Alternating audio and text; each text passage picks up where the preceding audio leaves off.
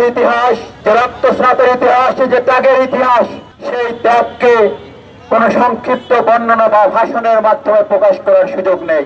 আমরা চাই জুলাইকে ধারণ করতে, যে জুলাই আমাদেরকে পথ দেখিয়েছিল, মুক্তিকামী জনতার পথ দেখিয়েছিল, যে জুলাই আজকে এরকম একটি উন্মুক্ত পরিবেশ তৈরি করেছে, যেখানে দেশের জনগণ ৭১ স্বাধীনতার যুদ্ধে যে বাক স্বাধীনতার জন্য, যে গণতন্ত্রের জন্য লক্ষ লক্ষ শহীদ তাদের রক্ত বিলিয়ে দিয়েছিল, সেই ২৪শে সেই জুলাই সেই গণতন্ত্র, বাক স্বাধীনতা, সাম্য, ন্যায় বিচারের বাংলাদেশ প্রতিষ্ঠার ক্ষেত্রে পুনরায় আমাদেরকে পথ দেখিয়ে দিয়ে গিয়েছে।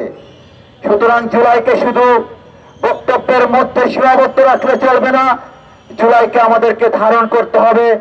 আর জুলাইকে ধারণ করতে হলে বিগত ১.৫ দশকের বেশি সময় ধরে বাংলাদেশের জনগণের উপর যে নির্মম নির্যাতন, নিপীড়ন চালানো হয়েছে, যে ফ্যাসিস্ট শক্তি বাংলাদেশকে কুক্ষিগত করেছিল, এদেশের জনগণের বাক স্বাধীনতাকে হরণ করেছিল, সেই ফ্যাসিস্টকে আজকের এই সংহতি সমাবেশ থেকে বাংলাদেশে যে জনগণের সরকার প্রতিষ্ঠা হয়েছে, যে গণতান্ত্রিক সরকার প্রতিষ্ঠা হয়েছে, আমরা সেই সরকারের মাননীয় প্রধানমন্ত্রী জনাব তারেক রহমানের কাছে পুনরায় আহ্বান জানাবো।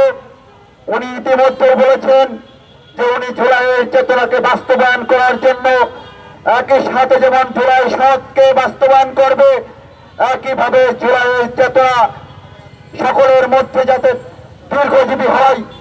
এই জুলাই আগস্টে যারা আমাদের মুক্তিকামী ছাত্র জনতার উপর নির্মম নির্যাতন চালিয়েছে, গুলি চালিয়ে হাজার হাজার ছাত্র জনতাকে শহীদ করেছে, তাদের বিচার অনতিবিলম্বে নিশ্চিত করতে হবে।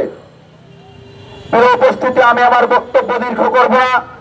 আজকে এই সংহতি সমাবেশ থেকে সকলের উদ্দেশ্যে শুধু সর্বশেষ যে কথাটি বলতে চাই, শহীদ আবু সাঈদ, শহীদ ওয়াসিম, মুগ্ধ, শহীদ রাব্বি সহ যারা আমাদেরকে যে গণতান্ত্রিক বাংলাদেশের পথ দেখিয়ে দিয়েছে, সেই গণতন্ত্রকে সমুন্নত রাখতে ফ্যাসিস্টদের বিরুদ্ধে আমরা সকল ছাত্র সমাজ ঐক্যবদ্ধভাবে আজকে ঐতিহাসিক ১৭ জুলাই এই ঢাকা বিশ্ববিদ্যালয় থেকে যে সন্ত্রাসী সংগঠনকে আমরা ঐক্যবদ্ধভাবে বিতাড়িত করেছিলাম, সেই সন্ত্রাসী সংগঠন, সেই ফ্যাসিস্টদের বিরুদ্ধে আমরা ঐক্যবদ্ধভাবে এদেশের গণতন্ত্রকে সমুন্নত রাখতে আগামী দিনে আমাদের লড়াই সংগ্রাম আমরা ঐক্যবদ্ধভাবে চালিয়ে যাব।